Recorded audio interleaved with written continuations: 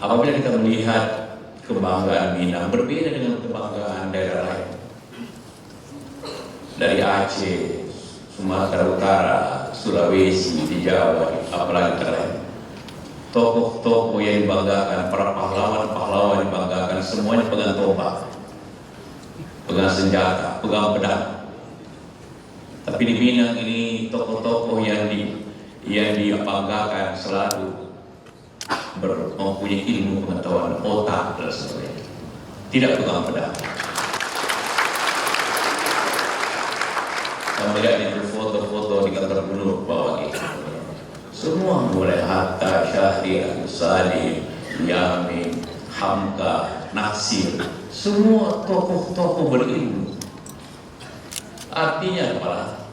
Kalau ingin memudarkan peran orang Minang sederhana, rusak pendidikannya, rusak suraunya, rusak pasarnya, habis orang Minang. Sebaliknya, kalau kita ingin majukan orang Minang, pasti majukan pendidikannya, majukan suraunya, dan majukan pasarnya.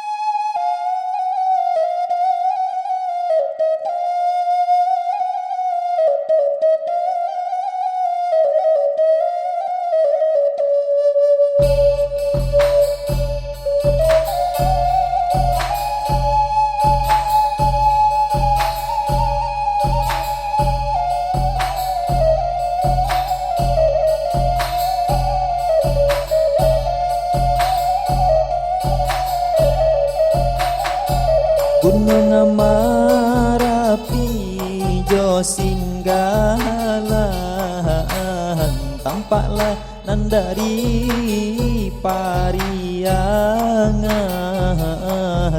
Mulo ko adai ajat lah hilang nanyo kita, sapa nang guangan mulo ko adai ajat lah hilang nanyo kita, sapa nang guangan. Rami pasanyo orang kuranji, rami de anak muda nanaka surau katampe mengaji adai saratojo agamo nanka surau katampe mengaji adai saratojo agamo. Secara umum dalam pandangan adat Sabatang Panjang, surau itu berasal dari jire. Jire itu berasal dari sahnya satu negari bernama nagari. Magabuliah nagari itu bernama nagari, ada surau, ada musaji, ada rumah, ada tanggo, ada anak, ada kemenakan, ada sawah, ada ladang, ada pandan pekuburan, ada balai-balai, ada pasanan rami, dan banyak komponen yang mendukungnya. Salah satu yang mencikap bakali surau adalah ketika suatu contoh, tidak mungkin awak baca itu adat kalau tidak bercontoh, karena dasar filosofi awak itu alam takambang jadi guru. Kalau alam takambang jadi guru itu pasti mencontohkan nalah terjadi itu. Untuk ambo contohan ke diri ambo sendiri, umpamanya ambo beladang di siko, tu ambo buat pondok. Setelah ambo buat pondok, jo keluarga ambo buat rumah tungkui nasi. Salah satu keluarga yang mempunyai rumah tungkui nasi kok ada saudaranya laki-laki bertiga atau barempe orang lah. Salah tu nyoba bini ke tempat lain. Setelah nyoba bini ke tempat lain, mungkin saja kehidupan singkat tak tahu leh panjang tak takarek, bisa saja dia berpisah dari istrinya, bisa saja dia istrinya meninggal, tu dia akan pulang balik ke rumah dan sanaknya. Ketika dia balik ke rumah dan sanaknya, itulah dia buka pintu rumah nan tungkui nasi tadi, nambah kamar cik tadi. Si Induk tak kajik, si Mandai dan sanaknya atau kakaknya tak kajik, kok buka pintu jirek. Itulah yang dinamai jirek. Dari jirek tadi, kalau ada lo anak-anak ikona laki-laki yang ulah kawin-kawin tadi, tu nyo ngecek sanjo mah pintu jirek terbuka amak lah pulang. Lah ada yang tanya dia eteang nasi tadi, lah kopinya lah selesai. Ketika nyo lagi di rumah kok nangkang tanya nang tamuilah duduk lang ke jirek malam. Itulah cikal bakalnya. Mak aja kemenakan serumah ikon dan cik nasi sawaka tadi, mak aja kemenakan nasi sawaka tadi, nya kan membawa kawannya, memak dan pulang tuh. Lalu di jirek beko. Akhirnya jirek tadi atau rumah tungkui nasi yang kemudian dari pondok ladang berubah menjadi rumah tungkui nasi, ikulah nan cikal bakalnya menjadi surau. Barunya mangkonya di Minangkabau itu akan lebih banyak surau suku daripada surau nagari.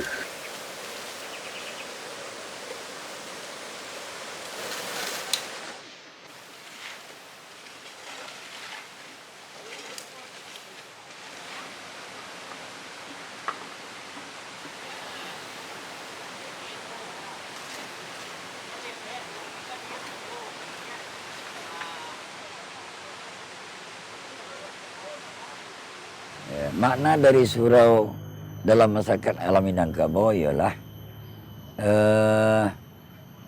satu tampek memusawarahkan, membuat kato dan sa pakai, bulik dan sa bulik, picak dan sa layang, antara nenek mama, jo alim ulama, orang tua cerdik pandai, orang bajini dalam negari,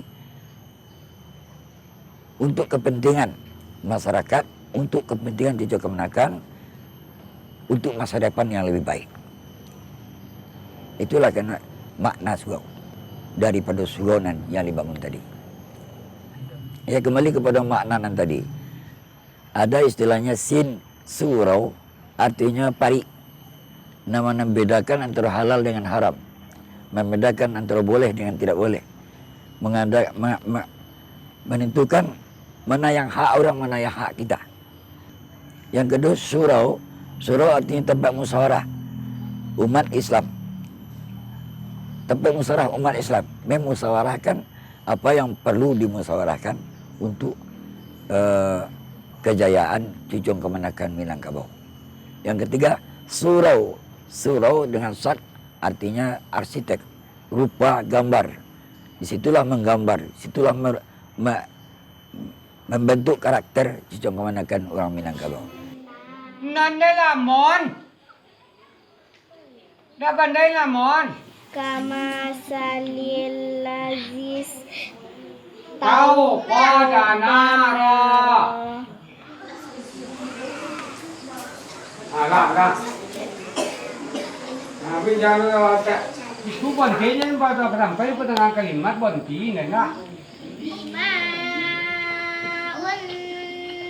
unzila ilaika wa ma unzila min qablika wa bil akhirati Secara filosofi sebenarnya setelah Islam masuk, kata surau itu lebih banyak dianalogikan oleh guru-guru itu adalah kata-kata surah.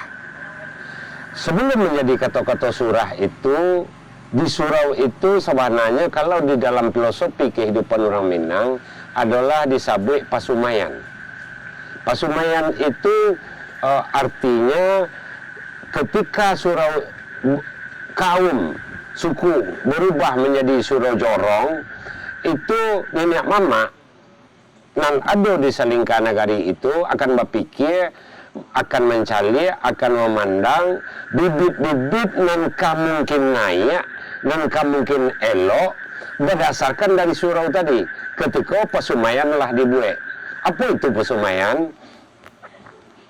Ada sasaran silek, ada sasaran randai, ada sasaran pidato adai, ada tampe baraja makna kaji, memaknai Al-Quran, ada juga tampe belajar membaca Al-Quran. Jadi terlalu banyak di surau itu, termasuk belajar petatah petitih, terlalu banyaklah nan bisa untuk di surah. Sebab di surau itu melatih kepribadian, melatih akhlak, melatih budi pekerti, melatih sopan santun, melatih rasa pereso, melatih piye perangai, yo include ke dalam di surau itu bosoboknya. Dari seluruh pola kehidupan. Kasawah, beraja di surau, bat para, beraja di surau, amat dapat di surau beraja kasawah. Pandai kasawah, pandai perak lado, dari surau dapat. Tidak hanya itu. Makanya ada namanya di surau itu pasumayan. Sampai awak mengaji di surau, ujiannya masjid. Sampai awak berpidato adai di surau, ujiannya balai adai. Sampai awak bersilai di surau, di sasaran, ujiannya gelanggang. Sampai awak pertanian, ujiannya pakan rame. Makanya salah satu syarat sah berdirinya Ado Nagari itu adalah pakanan rami. Kata mereka itu akan penempun kamu bagi kata setengah tukang tanong bagi Fir'aun bahwasanya semulut yang dia mereka itu bahwa beriman mereka karena bahwa beriman mereka itu daripada keluarga Fir'aun. Keadaan bala berbagi takjib daripada dari Tuhan atau tauhid, kemudian hindari balanya hari kiamat dan tidak dikabul orang dengan tadinya dari pendiri akan syafaat. Artinya tiada bagi diri yang tiada syafaat. Mengkoyo sebab dikabul orang akan Pendidikan surau sejak dahulu lagi tidak mempunyai selabus, tidak formal, cuma diatur oleh alim ulama, guru surau itu sendiri yang disetujui oleh orang Pek ini. Itu sandinya Quran, hadis. Selain tempat ibadah yang paling utama, juga dia digunakan untuk mendidik cucuan kemanakan. Sehingga di surau itulah laloknya, nak bujang-bujang jalan tua-tua dulu. Maka dari itu, nak muda-muda sangkait dahulu, laloknya ke surau. Sakan awak di Orang Semandok. Sakan awak di Ranggai. Makanya, nak muda-muda sangkait dulu, lalok ke surau itu bukan terpasok. Tapi memang kebutuhan. Kenapa? Mengamalkan filsafat petatah petitih. Sinan lalu, sinan makan, sinan ibadah. Situ dibentuk. Kalau lo bercerita dulu nang tua-tua, apa khabar nama dulu? Kok khabar kancil lah, kok khabar kini kok burung alang lah, kok khabar koncek lah. Macam-macam cerita. Sama sekali mempunyai iktibar, mempunyai pelajaran kepada kete-kete. Jadi artinya surau itu bukan hanya sampai sembahyang saja, tapi sampai mendidik anak-anak mengaji Quran utama, kemudian ilmu nahu, ilmu saraf, ilmu bayan, ilmu badiah, ilmu tata bahasa Arab, kemudian juga ilmu tauhid, ilmu tarikat, ilmu tasawuf, akhlak dan moral juga dikaji di surau itu. Di samping itu tidak juga ketinggalan di bidang seni seperti ada silek, ada walau ambek, ada tari piring, ada tari gelombang, ada gandang tasa, ada main layang-layang. Itu gaya tarik untuk bisa muda-muda datang ke surau untuk belajar agama di surau. Di situ dah dibina oleh nan tua-tua dan para muda-muda. Seperti adanya acara hidup Banagari, acara menghadapi mama, baju orang tua, baju orang muda, dan tua dipamulia, dan ketik dikasihi, sama kadang lawan bayo. Jadi Di samping ilmu pelajaran agama yang menurut hadis dan Quran, diajarkan ilmu seni juga ilmu pergaulan. Disampaikan kepada kemenakan kan nangka tinggal di negari atau nangka lepeh kalian tahu orang. Kok nangka tinggal di negari pandai-pandai duit je orang, pandai-pandai duit je mama, pandai-pandai duit je orang gaik, pandai-pandai duit cara berkampung di negari. Kalau nangka lepeh karantau dibekali dengan ilmu silik. Orang Minang ke perantau, kamu aja Minang ada. Maka dia bekalnya di samping ilmu agama dan ilmu adat, dia ilmu seni. Itulah mata pelajaran atau kurikulum pendidikan Suwo sajak dahulu. Tidak diatur secara silabus, tidak tertulis, tidak tersistematik. Tetapi lebih daripada mempunyai kurikulum sistematis dan tertulis.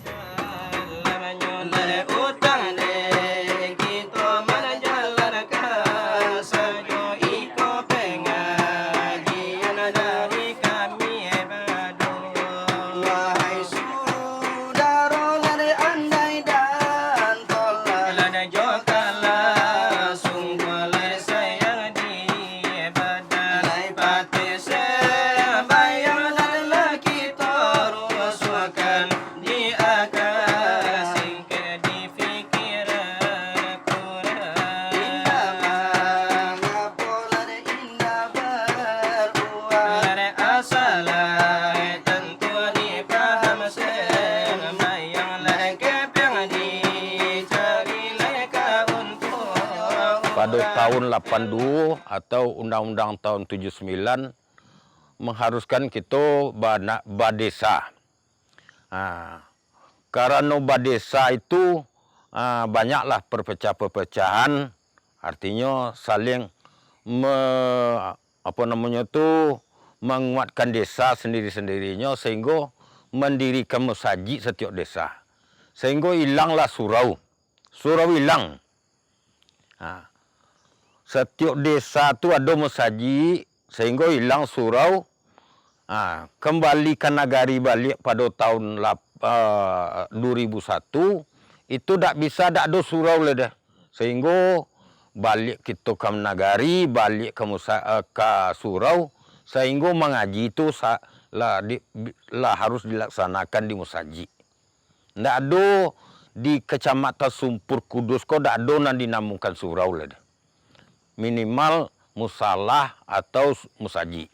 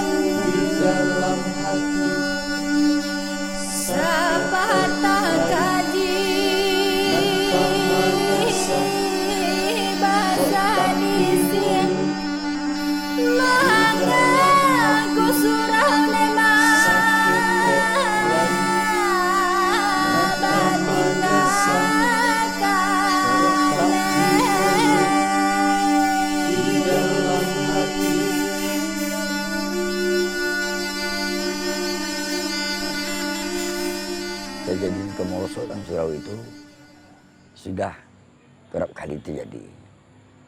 Pertama oleh penjajah seperti Jepang, masuk Belanda, surau Lado masa itu.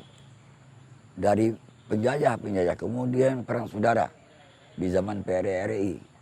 Kemudian terjadi golak lagi Gestapo PKI tahun 65. Jauh sebelum itu seperti adanya gerakan Padri yang dibawa oleh 3 orang pelajar Islam dari Mekah yang menganut paham Wahabi. Setelah pulang orang Matigo seperti yang namanya Tuanku Haji Piobang, Haji Miskin, Haji Padang Japang. Menganut paham Wahabi, membawa aliran yang agak kareh untuk mensiarkan agama. Maka terjadilah perang antara kaum agama dengan kaum adat. Dari perang itu tadi, gugurlah Engku Padang Japang, gugurlah Harimau nan Salapan di Parmanjang, Nokuwo di Pemansingan, gugurlah Tuanku Haji Miskin, ditangkap Imam Bonjol. Setelah tertangkap Imam Bonjol, itu dalam sejarah nasional 72 Masih, dibuang ke Manado, disiksa di Pengasingan oleh Belanda. Setelah gugurnya Bonjol, gugur Harimau nan Salapan, mati 3 orang tuanku. Maka Niniak Mama dimenangkan oleh Belanda. Dicabut gala tuanku, diambil itu diberikan kepada Datuk dan Pangulu. Sampai kini bagala tuanku Datuk. Dengan adanya keributan antara kaum adat dengan kaum agama, padahal yang membangun surau itu dulu Niniak Mama aja boleh apa? Juga tua cerdik pandai. Bukan apa begini dalam negari. Dia kena perang takai itu. Dengan sendirinya surau kehilangan roh. Sejak itulah, sejak malu Padri lah sudah selesai, perang sudah aman, dibentuklah perjanjian di Bukit Marapalam.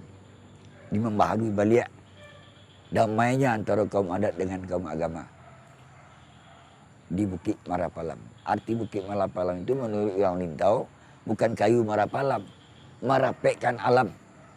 Di bukit merapekkan alam Minangkabau. Sehingga terbunyilah dalam Sumpah Sakti Minangkabau menjadi persapah sampai kini ada pesan di syarak bahasa di Kitabullah. Itu sama saja pasca Padri.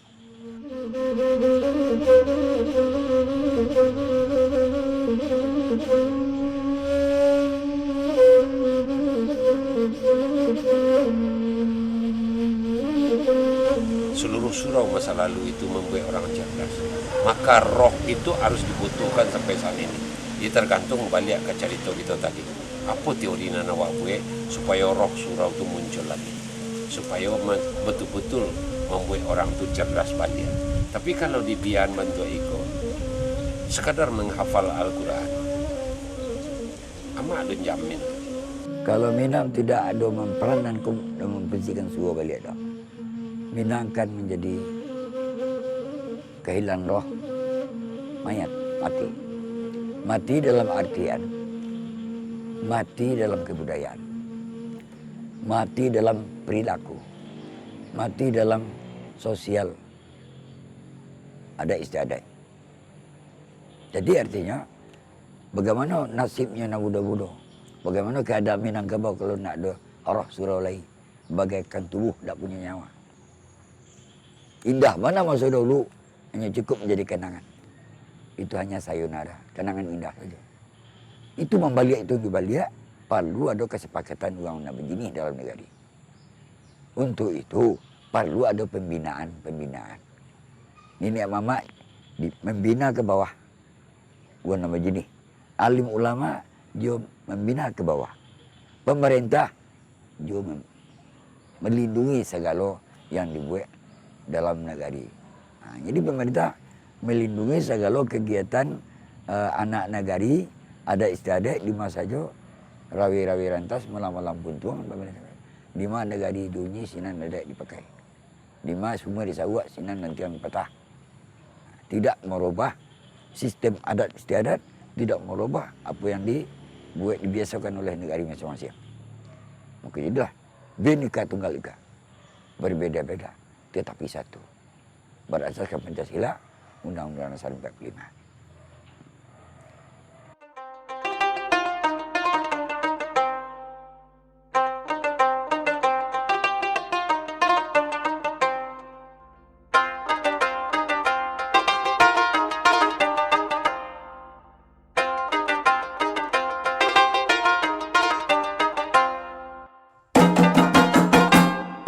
Marilah kita ke surau, pai mengaji yo alai, biasa lamai di dunia nan jo akhirai. Oi baraja adai budaya Minangkabau. Untuk mai dia te dunia yo alai, yo nan yo sudaro, jelas sampai orang banyak tinggalkan surau. Oi jelas sampai